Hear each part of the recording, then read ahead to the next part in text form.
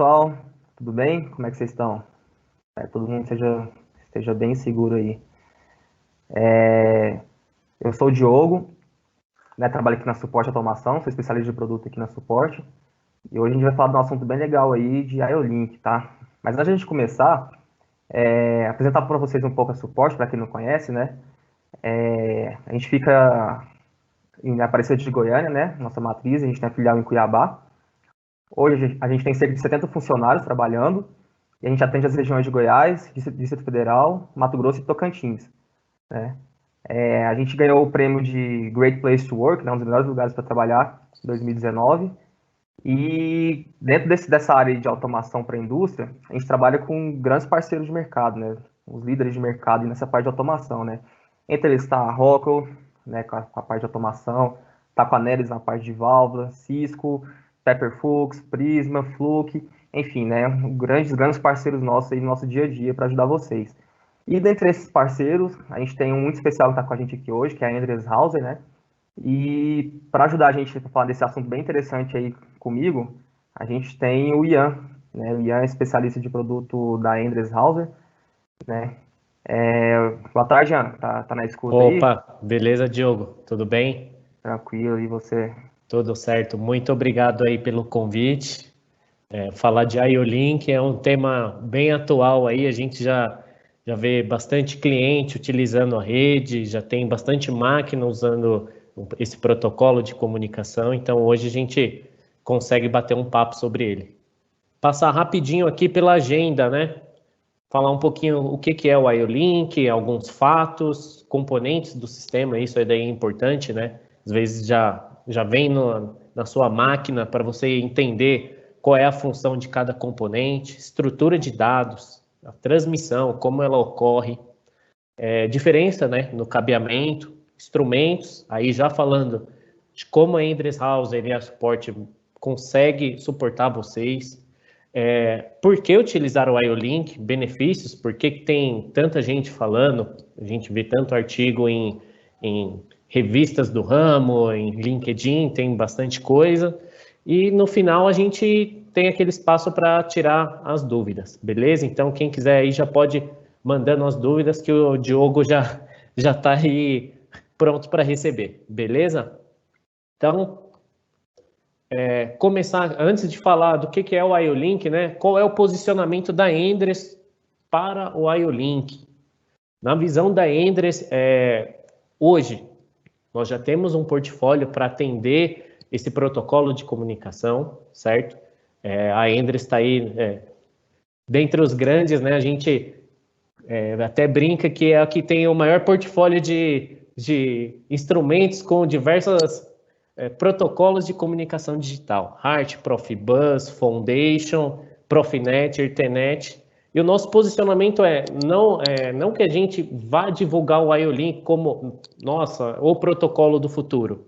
A gente trata ele como, assim, é mais um protocolo, conseguimos suportar vocês, e a mensagem é, o IO-Link não vai substituir o seu HART 100%. Então, vai ser sempre aquela mescla do instrumento IO-Link com um HART, de repente um Profinet, um Ethernet. E aí, no decorrer da apresentação, eu comento com vocês aí o porquê que nem todos os instrumentos vão ser IO-Link, nem todas as redes, e nem, vamos falar assim, todas as aplicações, o IO-Link vai funcionar bem, beleza? Então, posicionamento da Endress é esse aí. Temos o IO-Link, conseguimos suportar, mas que não substitui tudo. Legal? Então, o que é o IO-Link, né? Eu já até comentei um pouquinho antes. A gente já pode considerar o IO-Link como um protocolo de comunicação. Até uns 2 anos atrás, o pessoal ficava receoso. Pô, IO-Link é um protocolo, é uma rede, é um meio físico, alguma coisa? Não. IO-Link já é um protocolo. Já tem um padrão, inclusive está aí a norma, né? IEC 61131-9. Então, reuniu diversos fabricantes de instrumentos, de máquinas de controle, de ferramentas para automação, tudo que pode ter IO-Link, juntou os fabricantes e aí a gente conseguiu padronizar de forma com que vire um protocolo de comunicação digital. Legal? Então, já falando um pouquinho das características, né? O que é o IO-Link? Ele é uma rede ponto a ponto. Então, diferentemente do que a gente pode ter aí com um Profibus, com o Ethernet, que é uma rede que um instrumento pode replicar o sinal via o outro até chegar no mestre ou no escravo. Aqui é diferente, você realmente vai ter que ir ponto a ponto. E uma vantagem que ele é bidirecional. O que significa isso? Você vai conseguir ler as variáveis do seu sensor e, de repente, escrever alguma função nele, mesmo com o processo operando. Isso daí é um dos ganhos do IO-Link, né? Quando você utiliza um instrumento 4A20 padrão, você não consegue editar nenhuma característica, né? Então, é um protocolo aberto, tem integração com todos os outros protocolos de comunicação. Como eu disse no slide anterior, nunca vai ter uma fábrica ou uma máquina puramente IO-Link, você sempre vai precisar de uma rede superior para controle, como um HART, um Ethernet, um Profinet. Então, ela é mais para o chão de fábrica. A gente pode resumir assim, o IO-Link nasceu na indústria automobilística, inclusive. Muitos sensores para segurança, cabines de robô, proteção de salas. Então, o IO-Link nasceu disso daí. Na indústria automobilística, que necessita de muitos sensores, integração, aquela ideia de indústria 4.0. Então, foi daí que nasceu o IO-Link, beleza? Outra característica é que ele tem um cabeamento padronizado. Vou comentar também nos slides mais à frente. E 3 características aí que ele entrega, né? Ele entrega 3 mensagens simultâneas no mesmo par de cabos para todos os sensores. Então, você vai conseguir monitorar dados de processo, dados do dispositivo. Quando eu falo dados do dispositivo, é se ele não está em falha, alguma mensagem, algum diagnóstico, podemos colocar assim. E dados do evento seria, vamos usar um outro exemplo aqui, de repente teve um superaquecimento do sensor. Ele vai gravar o exato momento que teve aquele superaquecimento, que ele, de repente, atingiu o fundo de escala.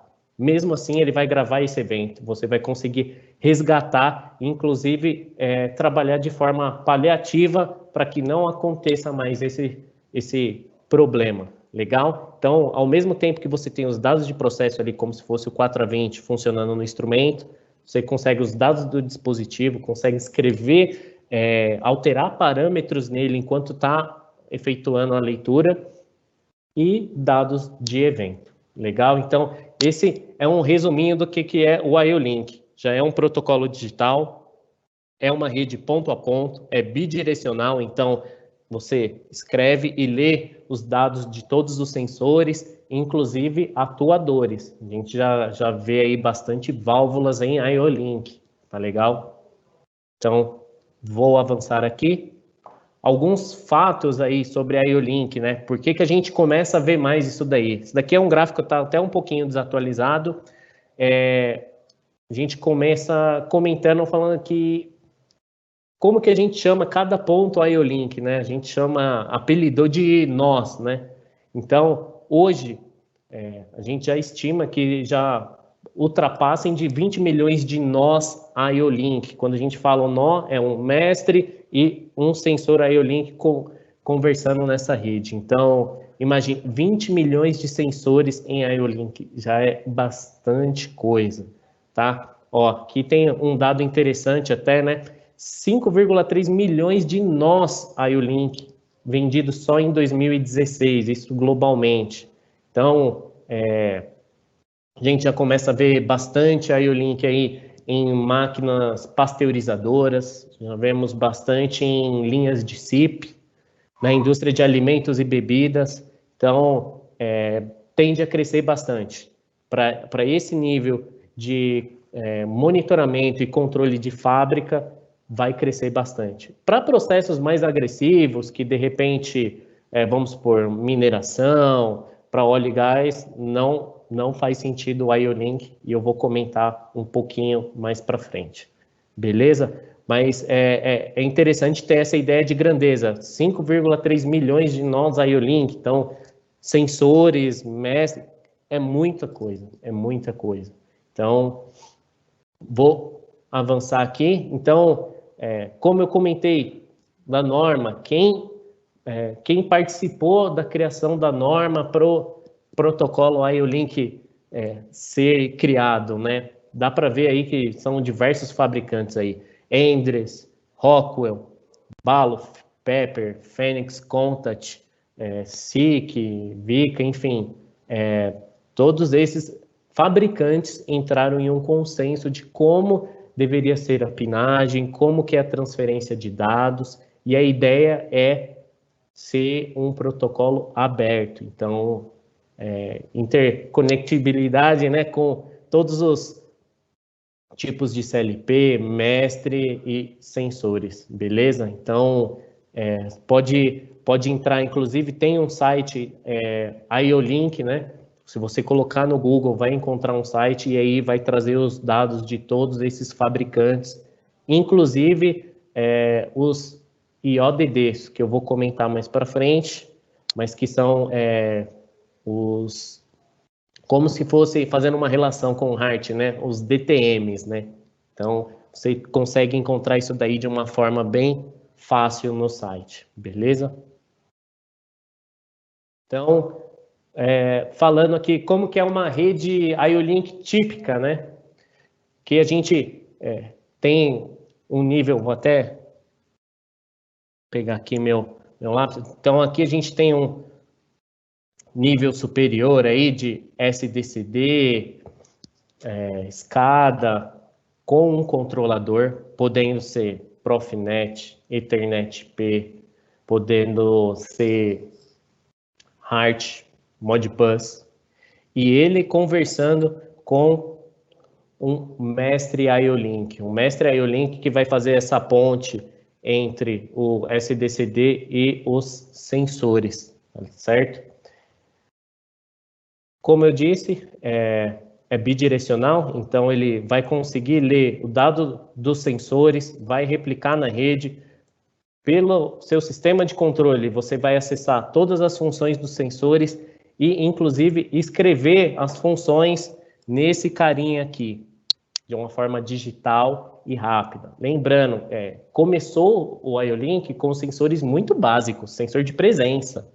Hoje a gente já tem sensor de temperatura, já tem sensor de nível, vazão, e a ideia é que, assim, englobe cada vez mais sensores, tá certo?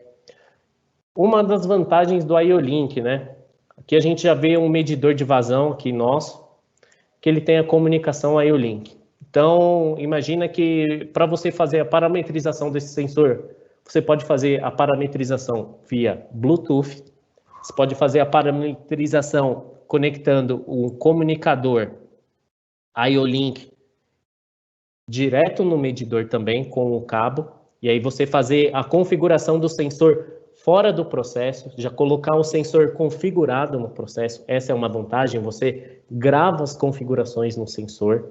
Você consegue puxar um cabo de rede separado aqui, ó, do seu mestre IO-Link e baseado no IP fixo, acessar esse instrumento também, mesmo com a planta rodando e não precisando acessar via SDCD.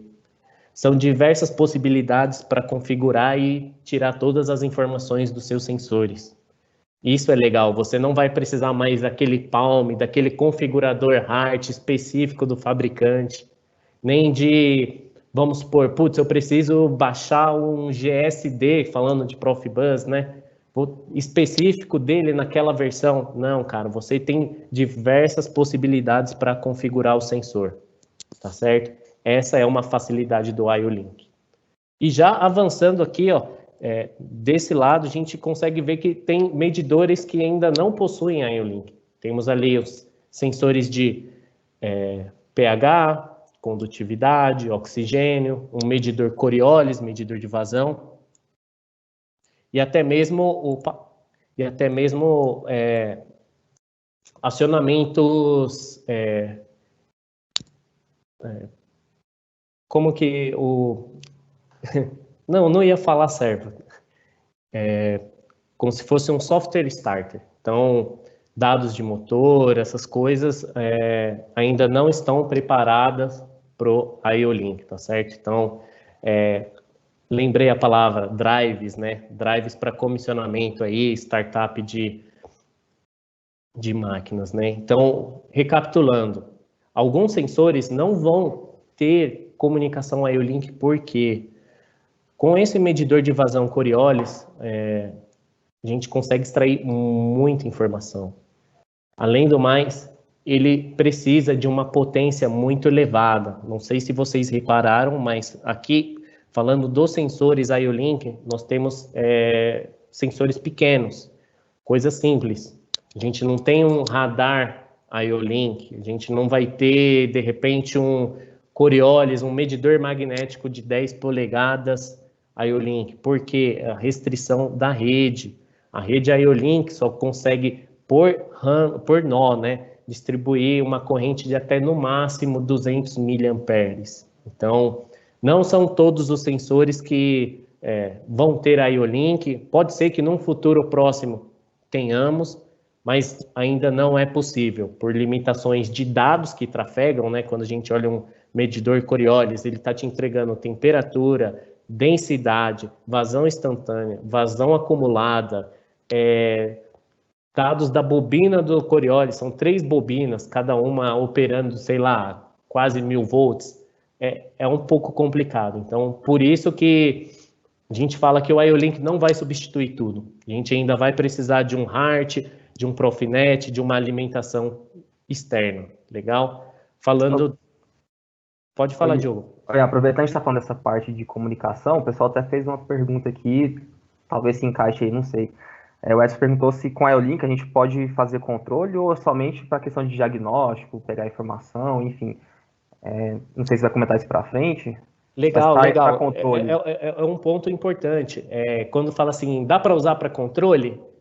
Dá, mas tudo tem uma limitação, né? De repente, se você tem uma válvula dosadora pequenininha para fazer dosagem, beleza, dá para você fazer o controle dela. Agora, não, eu quero ter a minha linha, vamos supor, pegar um exemplo aí da indústria de alimentos e bebidas. Eu tenho uma linha de, vamos supor, uma linha de produção de refrigerantes e quero controlar todas as válvulas via IO-Link. Não, isso ainda não dá. Então, você consegue sim, alguns instrumentos, algumas válvulas, fazer o controle pelo IO-Link, claro, integrando com o Profinet, com o HART, mas não vai conseguir fazer inteiramente por IO-Link, beleza? Eu vou comentar um pouquinho mais na frente, mas é bem interessante essa pergunta.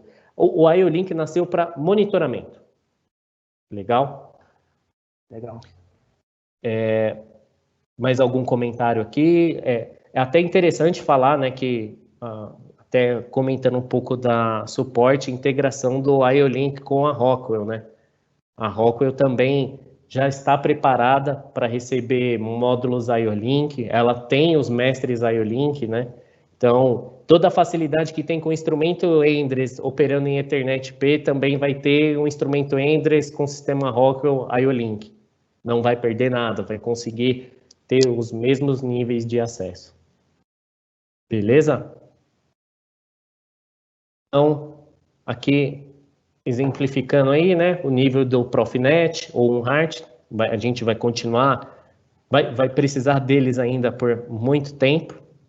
Aí aqui, como que é a leitura dos dados do IO-Link.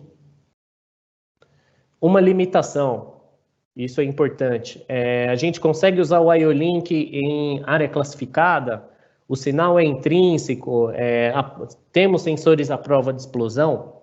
Não é essa a ideia para o IO-Link. Por isso que a gente sempre fala, vamos precisar do HART e do Profinet. Não existe IO-Link à prova de explosão. Não é esse o conceito. O conceito é você ter o seu I/O distribuído no campo, não mais no seu painel de controle aqui, perto do CLP, com todos os outros I/Os. É você descentralizar o I/O, trazer para campo e ficar mais próximo dos sensores para, de repente, fazer um diagnóstico no campo, tá certo? Então, área classificada não tem, beleza? Então, avançando um pouquinho aqui, como que é um sistema IO-Link? O que a gente tem de componente? Falando especificamente do IO-Link. Você vai ter um mestre IO-Link, que vai ser onde que vai sair a ramificação dos sensores IO-Link. Então, você vai precisar alimentar um mestre IO-Link, o I/O dele, e aí ele vai replicar por todos os sensores, beleza? Então, necessariamente você vai precisar de um mestre, um dispositivo IO-Link e o cabo para o IO-Link também é especial, ele tem 3 pinos. A gente está acostumado aí com sensor de nível, sensor de pressão a 2 fios, para comunicar no IO-Link é 3 fios, beleza? E o IODD, o que seria o IODD? É o nosso, fazendo a relação com o HART, é o nosso DTM. Então, quando a gente fala que o sensor IO-Link é inteligente, ele é automaticamente reconhecido na rede, em partes, verdade. Por quê? Se você não tiver o seu IODD específico desse instrumento instalado no seu mestre IO-Link, ele não vai reconhecer. Ele vai saber que tem um instrumento pendurado na rede, porém você não vai conseguir ler nem escrever nenhum parâmetro. Após você fazer a instalação do IODD no seu mestre IO-Link ou no seu SDCD, aí sim você vai conseguir acessar os parâmetros dele. Isso daqui é um ponto muito importante. Então, o IODD você encontra tanto no site da Endres, digitando o código do instrumento, você vai acessar lá em downloads específico do instrumento, já vai ter lá o IODD para você descarregar no seu computador ou no seu mestre IO-Link. Tá certo? É importante frisar isso daí, que se de repente você tem um sensor IO-Link, Endress-Hauser, e putz, vou trocar esse sensor de temperatura pelo sensor de pressão, só por ser Endress, ele vai ser reconhecido na rede? Não, ele não vai ser reconhecido automaticamente. Você vai precisar fazer o download do IODD no mestre IO-Link, aí sim você vai acessar os parâmetros desse transmissor de pressão. Legal? E depois que fez o download, só vai precisar uma vez. Então, é importante mencionar isso daí, que por mais que seja rápido a troca dos instrumentos, a ideia é essa, de repente deu algum pau, você trocar um instrumento a quente e a configuração estar no mestre IO-Link e ele descarregar no seu sensor, tem que ser exatamente o mesmo sensor. Se você tiver um sensor de outro fabricante ou um outro modelo, você vai ter que baixar o IODD para descarregar as informações. Beleza? Então, resumindo, os componentes são esses 4 aí, tá certo? Como que é a estrutura de dados? Isso daqui é importante, né? O pessoal pergunta, putz, beleza, é um protocolo, é digital, mas como que é a estrutura de dados, né? Seria alguma coisa como Foundation, que você tem os blocos e vai alterando? Lembra, mas não é. A estrutura dele, dá até para ver aqui, ó. Temos os index, bit, que pode ser até 32, né? Aqui é o tamanho do bit. E aqui você vai escrevendo os valores que você quer. E essa daqui é uma das vantagens do IO-Link. Imagina que você consegue escrever várias funções no mesmo sensor. Então, de repente, um exemplo, como que você vai vai alterar o ponto de chaveamento da sua chave. Você vai lá no subindex 3, abre a configuração da sua chave, subindex 3, bit 1, e altera com todas essas opções. Então, isso daí já, quando você baixa o IODD, ele já carrega todas essas informações, beleza? Então, são específicas por sensor, pode ter que, de repente, o sensor de pressão tenha outro subindex, porque você vai alterar o damping dele, você vai alterar o ponto de chaveamento para pressostato, alterar o ponto do 4 a 20, tudo isso você vai alterar aqui. A estruturinha é essa de index e bits, beleza? E aqui ele traz também, ó, qual é, dentro dessa estrutura, ó, valor de temperatura, escala, status do sensor. Então, você consegue, inclusive, parametrizar todos os alarmes do sensor. Aqui, ó, variáveis booleanas, falso, verdadeiro, dá para brincar com bastante coisa, beleza? Então, o que eu comentei, reconhecimento automático de sensor é só a partir dessa versão aqui do IO-Link, beleza? Então, quem pega aí os primeiros sensores de 8 anos atrás ainda precisa mandar um busca na rede. Com esses sensores mais novos, falando do ano passado para cá, você não precisa mandar um comando busca na rede. Ele mesmo manda um comando na rede, falando, estou aqui, você tem o IODD específico? Se tiver, ele já comunica e reconhece. Beleza? Então, falar agora um pouquinho da transmissão de dados. Isso daqui é muito importante. Falar, inclusive, das limitações do IO-Link. Tá até aqui vermelho gritando bastante aqui na tela. O IO-Link permite, no máximo, 20 metros de conexão entre sensor e mestre IO-Link. Tá certo? Então, como eu disse, não dá para você imaginar uma máquina gigantesca, um pasteurizador com um ponto aqui, outro lá na saída, um na entrada. Não. É justamente para ser um negócio modular. Inclusive, essa distância de 20 metros pode ser você pode jampear, essa é uma vantagem, você pode jampear entre mestres IO-Link, você consegue jampear aí até no máximo 5 mestres IO-Link, e aí multiplicar por 5 a possibilidade de sensores pendurados, todos alimentados por essa unidade. Então, pode trazer bastante facilidade no campo, sim. É incrível. Isso daí, você simplesmente pegar um cabo de rede, por cabo de rede, ou um M12, dependendo do fabricante, jampear e dar mais essas possibilidades de configuração, beleza? IO-Link Master, comparável ao Remote I/O, perfeito. É isso aí. Então, a gente pode comparar aí um Remote I/O para 4A20, para relés, entradas de PT100 com o IO-Link Master, né?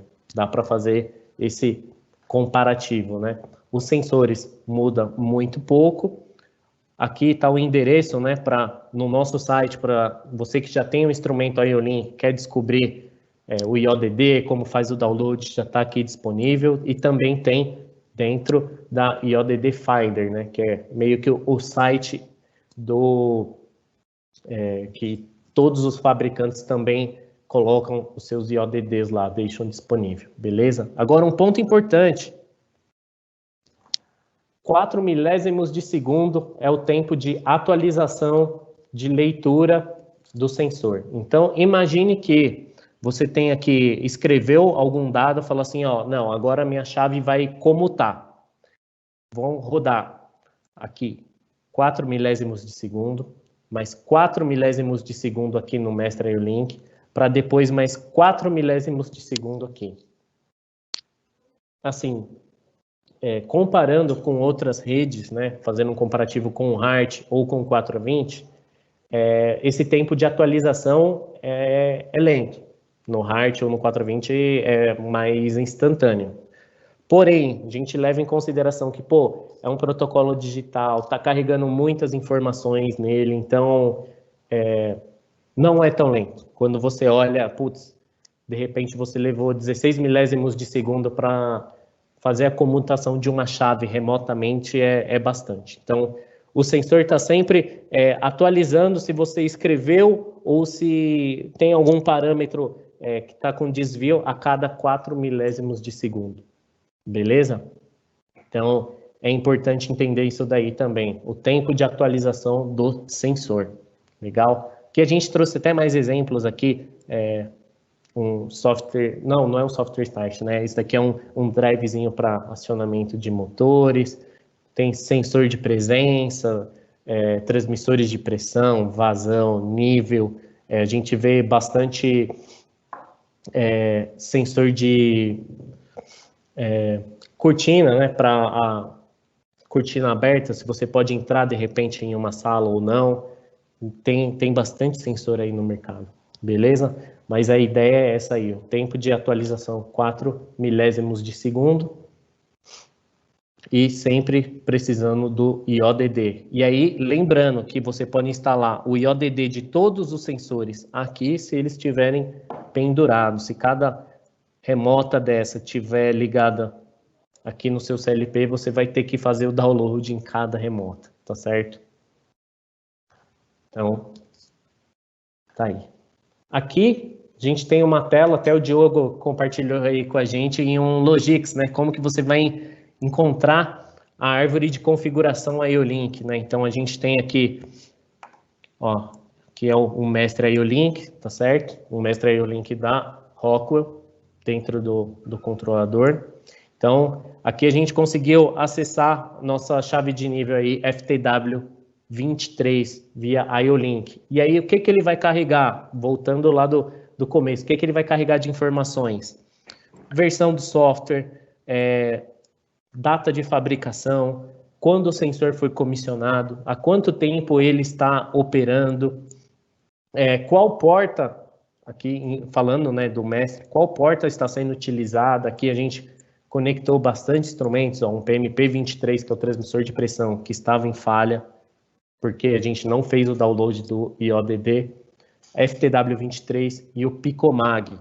Então, é mais ou menos essa carinha aqui, aí aba de identificação, observação, e nessa aba de parâmetros que você vai conseguir escrever os dados do sensor e vai conseguir, parece besteira, mas ajuda bastante. Se você quer que o chaveamento seja a partir da hora que o líquido encostou na chave ou quando o nível baixou, não está mais encostando na chave. Isso daí, antes, para você fazer essa configuração, você ia precisar de um configurador específico.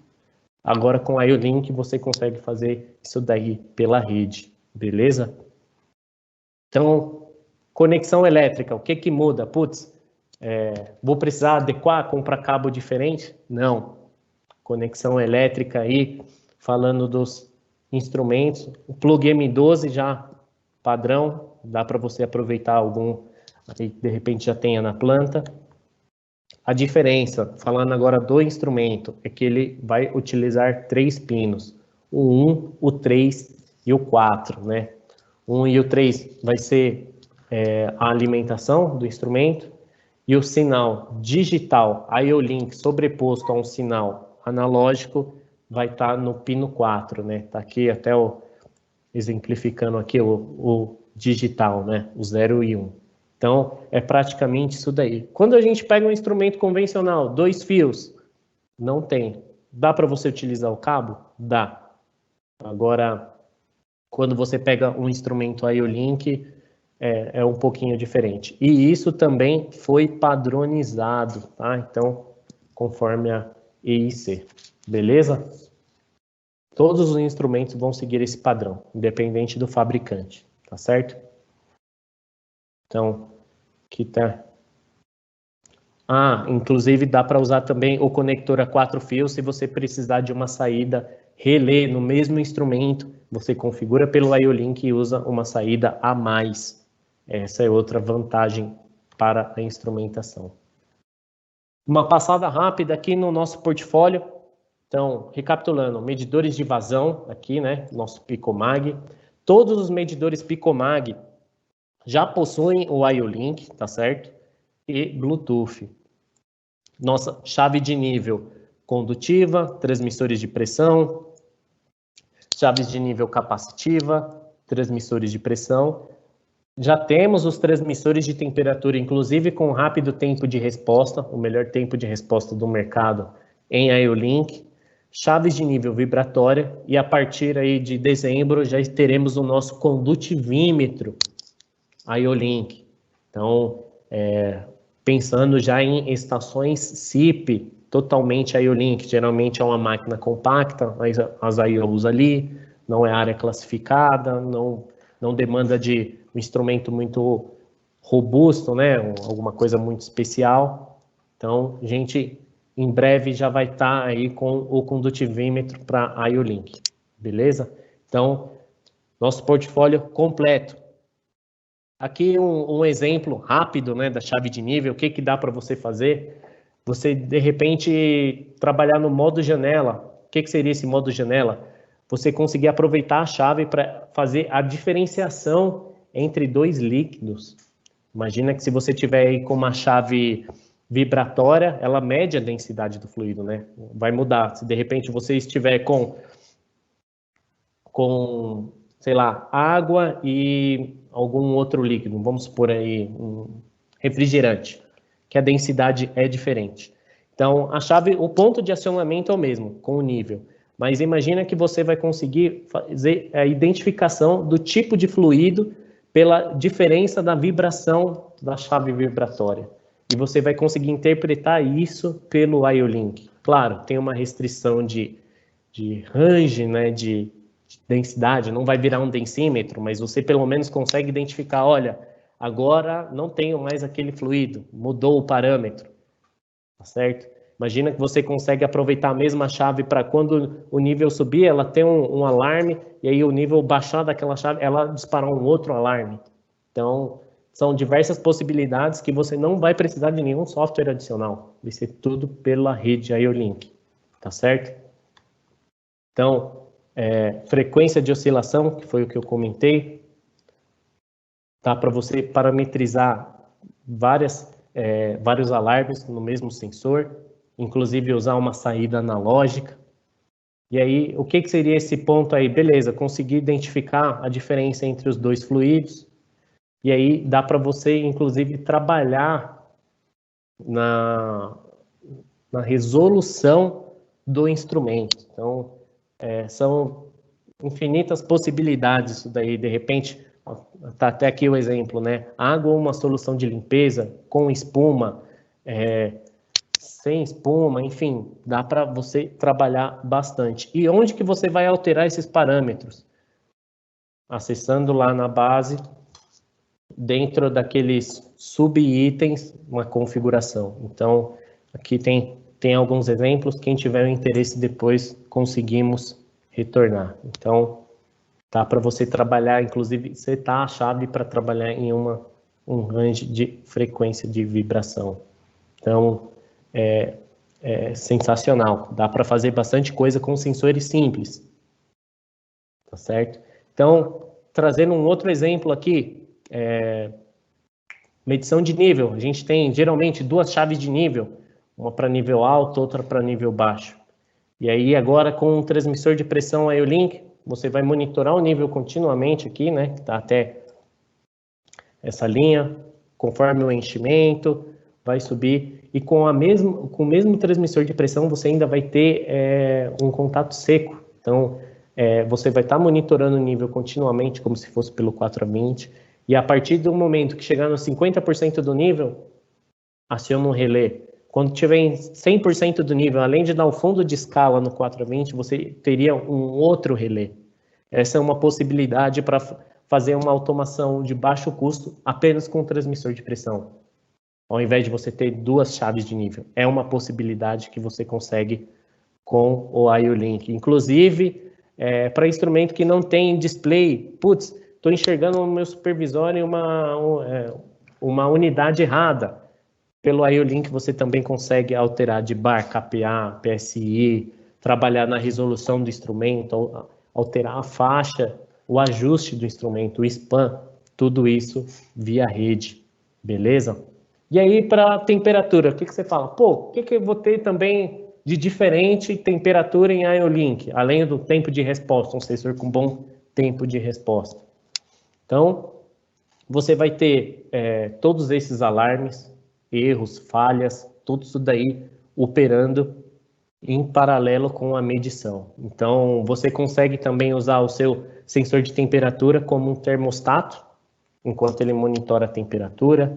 Ele vai contando as horas, de repente, você pode setar, putz, tenho temperatura a 50 graus durante tanto período. durante um período específico. Aí, putz, de repente tive um pico de 200 graus.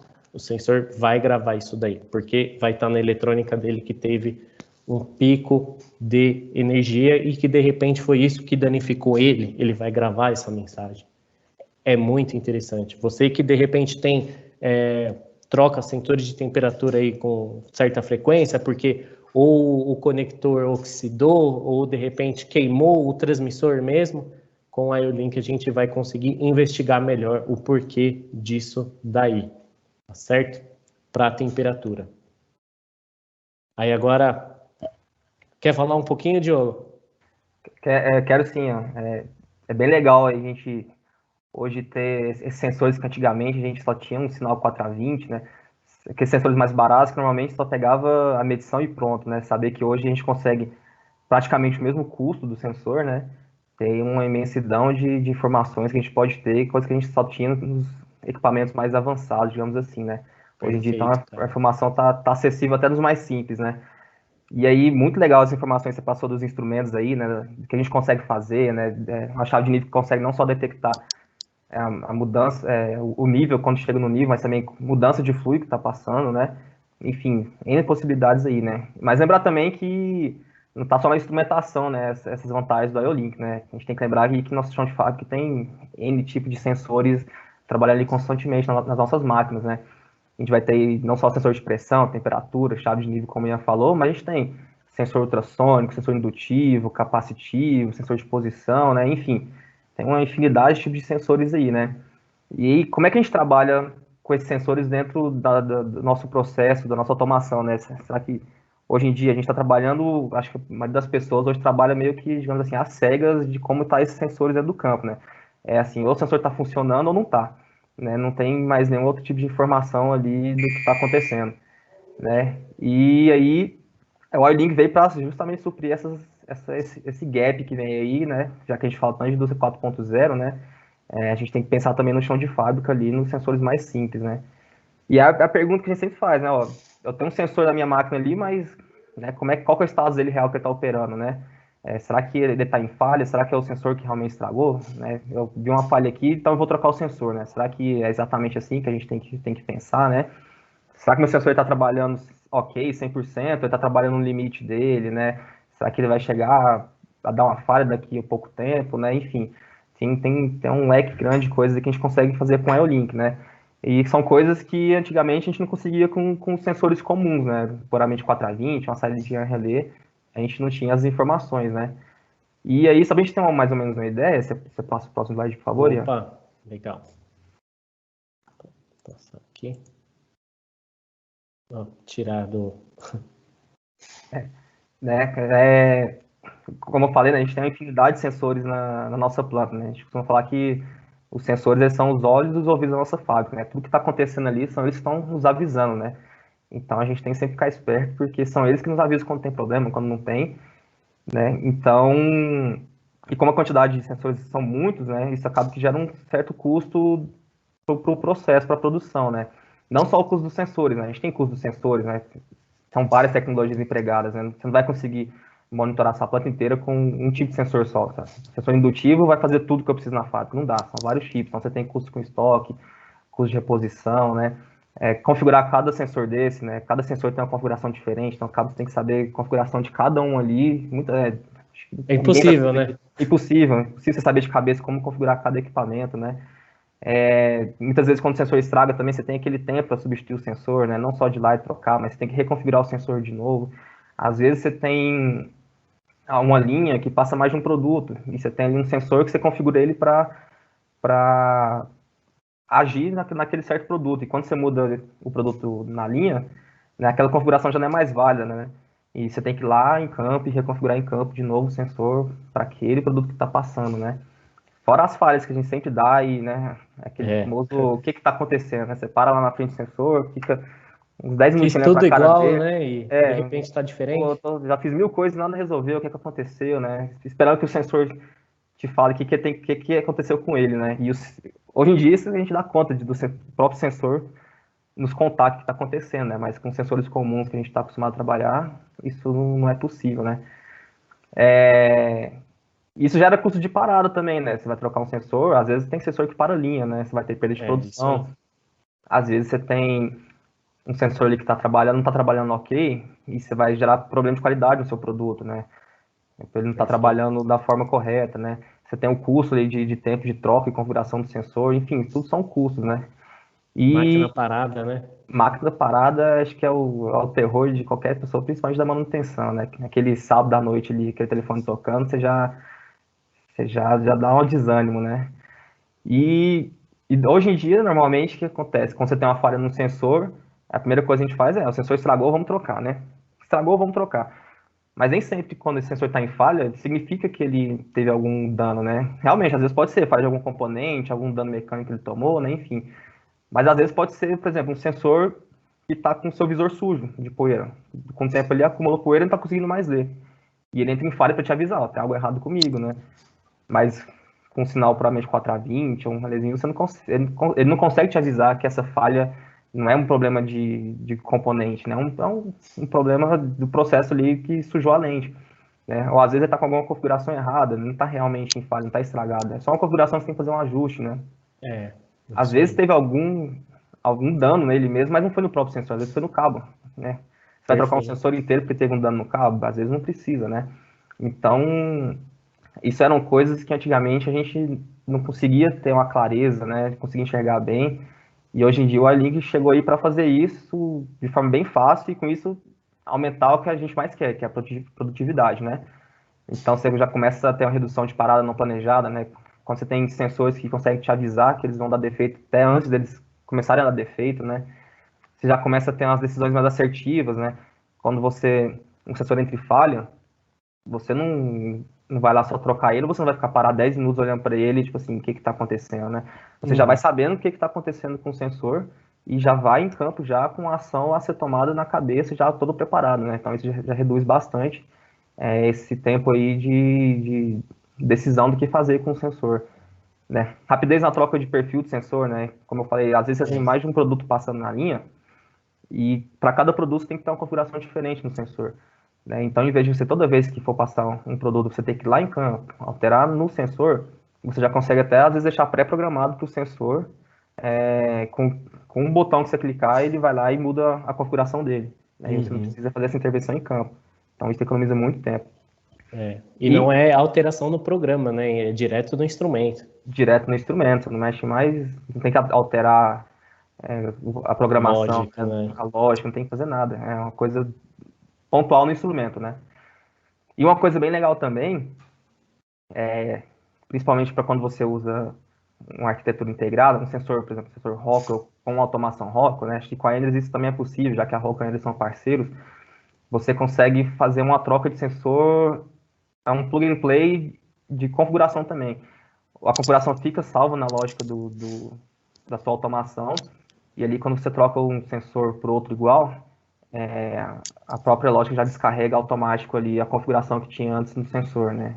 Então, em vez de você perder tempo ali reconfigurando um equipamento novo, configurando um equipamento novo, o próprio sistema já descarrega essa configuração e você não precisa fazer nada, né? A gente faz muito com inversor, acho que o pessoal deve estar acostumado muito com Uhum. inversor, né? Que realmente tem mais parâmetros a mexer, demora mais um pouco, né? Mas sensor também, né? Apesar de não ser muita coisa, é tempo economizado, né?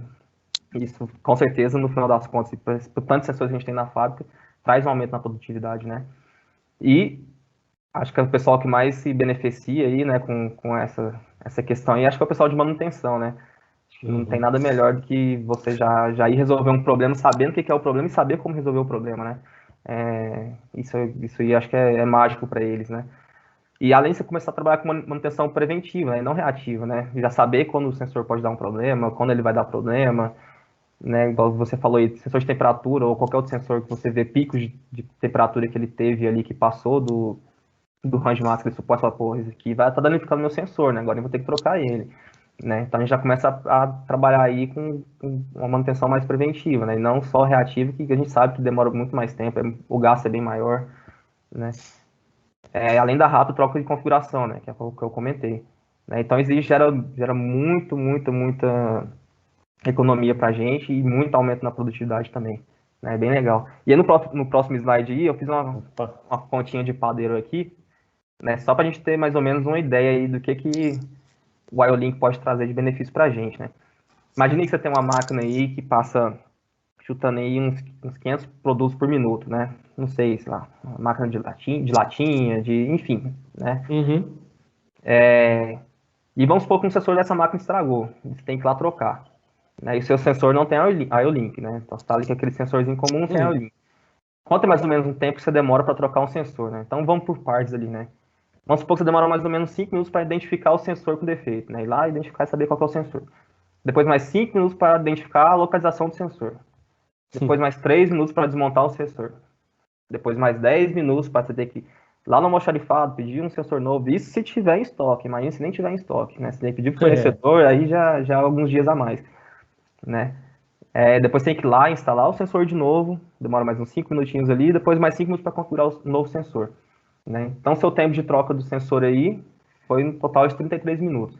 Né? Se sua linha passa 500 produtos por minuto, você demorou 33 minutos com ela parada, foi 16.500 produtos que você deixou de produzir, né? Agora, cada um pensa na sua máquina aí, no seu produto, quanto que significa isso em custo, né? É Será, grande. será que se paga fácil ou não, né? Tem a tecnologia dessa. Quanto tempo você conseguiria desses 33 minutos aí? Parece pouco, 33 minutos, né? Mas você está pensando em um sensor, né? Imagine quantos sensores tem na máquina, né? Imagine quantos sensores tem na sua planta. Né? Imagina você conseguir reduzir esse tempo, não sei, pela metade, 40, 20% que seja. É muito tempo, né? E tempo economizado de máquina parada é, é menos custo para a planta, né? Então é uma continha de padeiro aí, mas só para a gente ter uma ideia, porque um sensor Ionic não é muito mais, praticamente o mesmo preço de um sensor normal, né? É, Então se paga muito fácil, se paga muito fácil. isso aí. Agora, até para a gente ter uma ideia, Diogo, você consegue comentar para a gente quanto que é o custo de uma ideia de grandeza de um I/O normal e para uma I/O Link? Estaria aí a Cara, diferença? dando um chute bem Uhum. longe assim, mas só para a gente ter mais ou menos uma ideia, Se é uns 30, 40% de diferença? se a gente pensar aí num Master e aí o Link, pensando num cartão aí de 4 entradas 4x20, deve dar mais ou menos uma diferença nesse valor aí, uns 20, 30% eu chutaria, do IO-Link ser mais barato, né? Não é que o Porra! IO-Link é mais caro, né?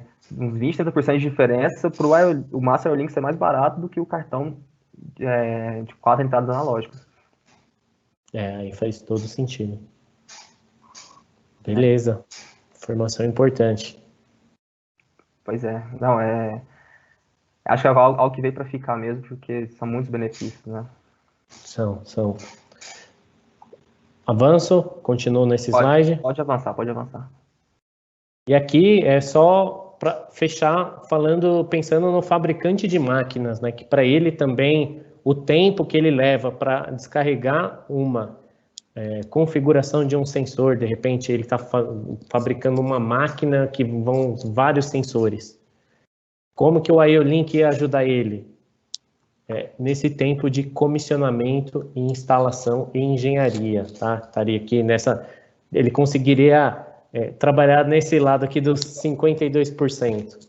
Então, ele reduziria, de repente, o tempo que ele demora para comissionar, para fazer o download de uma lógica, ao invés de deixar uma lógica programada para identificar o sensor, por que ele não deixa o sensor identificar o produto para ele?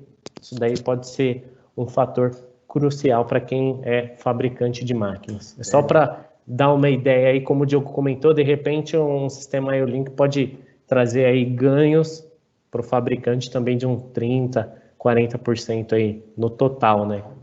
Pensando na automação inteira. E que não é pouco, né? Não é pouco, não é pouco. Beleza? Por mim, fechamos. Não sei se tem tempo para as dúvidas. Se tiver, a gente já tira alguma agora. Se não, respondemos por e-mail. Como que tá de tempo? A gente tem uns 2 minutinhos aqui. Uhum. Você quer que eu veja algum... Deixa eu olhar aqui o que pode ter.